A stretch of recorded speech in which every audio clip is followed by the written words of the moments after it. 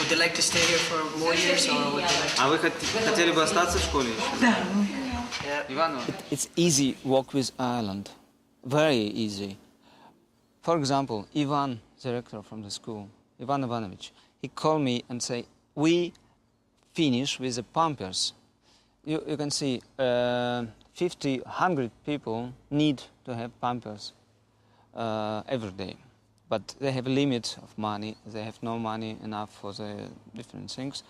And so he called me, and I called to Ireland and asked, can we buy Pampers? Yes, you can buy for $300, for example. I find this money. I spend my money, it doesn't matter. And I know later it will be back. But it's important to help them immediately in a time when it's necessary. Thank you very much for your support and for your help. It's really great.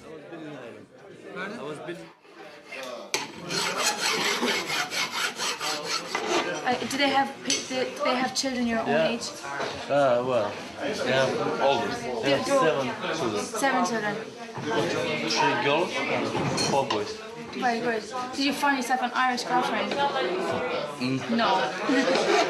Christmas will be lovely in Ireland. Yeah, You'd like it? Come visit Dublin. It's much better than Cork. What's your favourite thing about Ireland?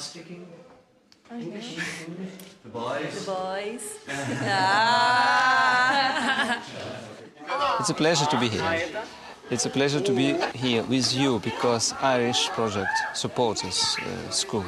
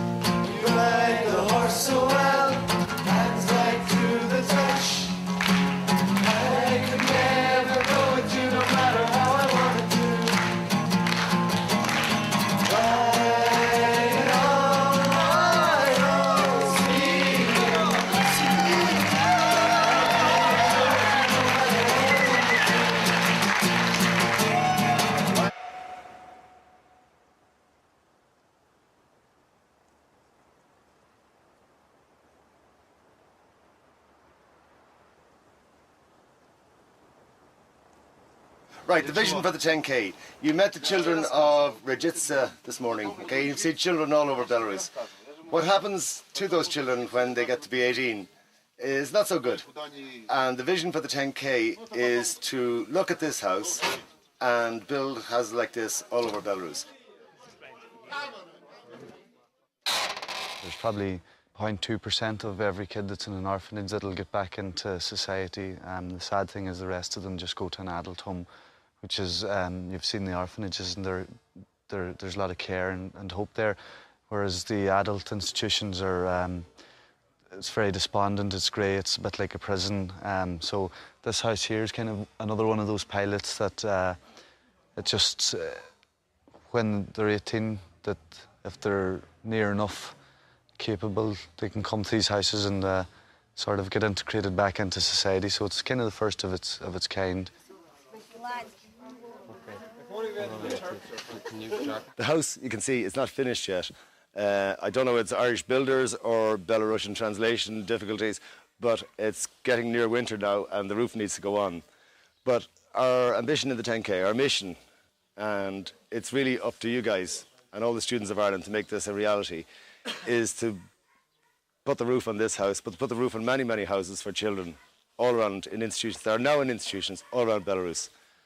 And next year, What I'd love personally, but I'd like you to buy into this vision, and the students that you're going to be representing to buy into this vision, is that we maybe can create 2, 3, or maybe more homes like this one for the children that are institutionalised.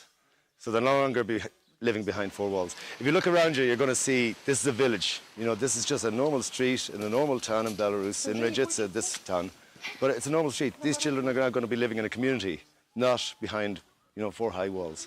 And that's a great vision, and we can make that happen. A lovely sort of romantic story. It's a fella called Dominic O'Brien, and he used to visit here at least once or twice a year. Very fond of this place, and he became ill, and God rest him, passed away. And in his will, and indeed, instead of people sending flowers and that, he left it in his will that all his friends and family would get the money together to fund this project, and this is how the project was funded. His name was Dominic O'Brien, and it's called Dominic House. So it's the first of its kind, and it's fitting that it's named after Dominic O'Brien.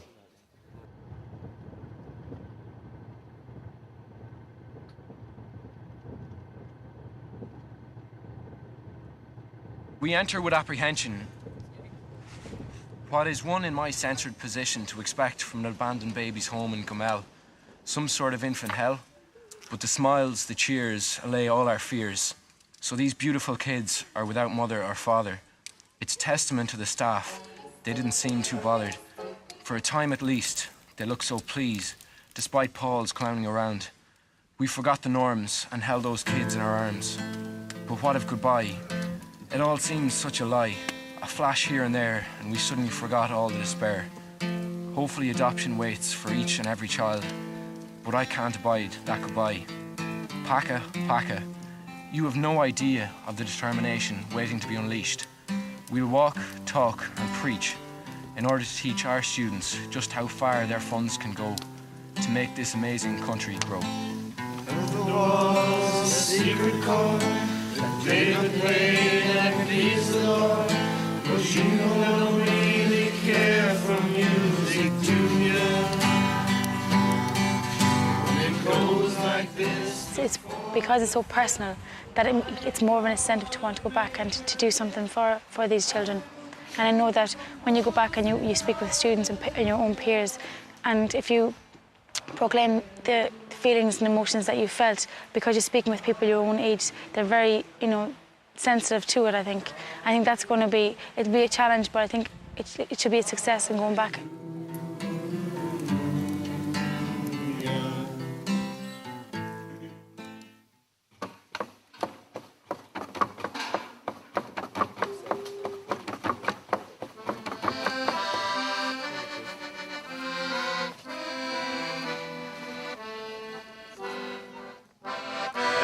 It's just changed me in so many ways. It's hard to find the words. I come back with a happier sort of image of Belarus than I went with.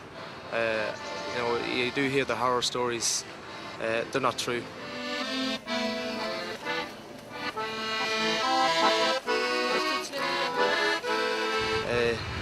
The trip so far has been an amazing success. It's totally different than any perception that I had of Belarus whatsoever.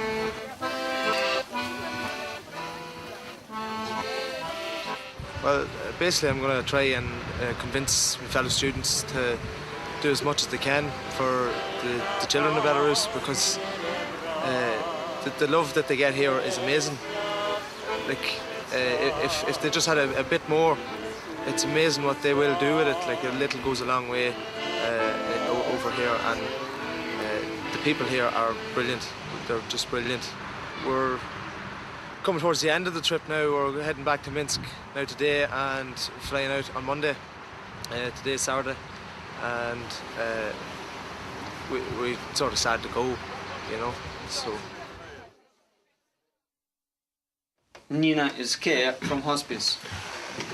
She's from hospice team, and she is one of the nurses who take care of the children. She lives here. Yeah. Now, when her biological mother is in the hospital, Nina lives here and take care of this child. это заботиться о ребенке в первую очередь, это не дать быть ему одно, окружить его как можно больше заботой, вниманием, не оставлять его один на один с его проблемами, чтобы у него была возможность поделиться с этим, не оставлять семью с этими проблемами, потому что семья в такой ситуации остается одна. Многие друзья, чувствуя эту боль, оставляют семью одну, чтобы семья не осталась одна, не замкнулась. We hope her mother will be better, but nobody knows. Она очень волнуется за нее, что ее заберут. She's very worried about Masha. If somebody take it her to institution. Машина история сложна тем, что у ребенка тяжелое неврологическое заболевание, и ребенок постоянно нуждается в уходе, но на беду у матери Маши онкология тяжелая. И мать сейчас находится в больнице в отделении реанимации. И то есть поэтому, безусловно, мы взяли заботу об этом ребенке, который просто-напросто остался один. Мать в данный момент только пришла в сознание, целую неделю была без сознания. Поэтому это ребенок, о котором мы заботимся. Матери раковая, да? Да, да. Маша, ну ладно уже.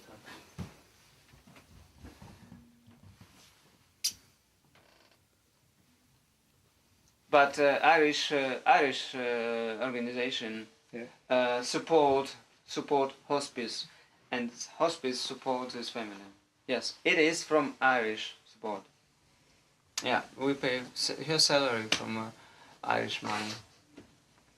Thank you very much for your visit. Thanks for care and thank you for attention about these questions.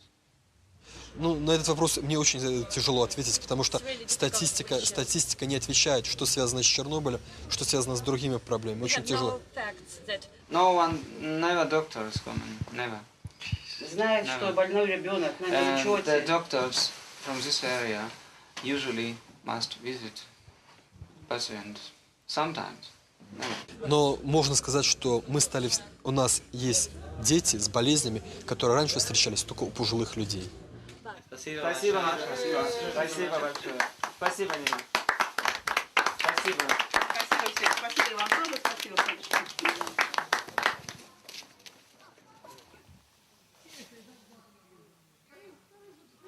We thought that she was in another orphanage, another abandoned babies home that was about an hour and a half, 2 hours from here in Gomel, in the Gomel region. Unfortunately, when we made the phone call to the orphanage, they had said no, we haven't got a child from Gomel, and so Igor, our guide here, has told me he's going to search. He knows a lot of people who work with abandoned babies. He's going to find out where she is, and he's going to let me know. You know, you hear all these stories about the children, and you sort of paint a picture, you know, your own picture within your mind. But then once you actually get there yourself, it sort of, you know, puts things into perspective, and you know, some of the things that you saw was heartbreaking. But then, you know, when you actually seen how the children were cared for, the conditions that, you know, they were in, how loving the staff were, it was absolutely, it was amazing. It really was.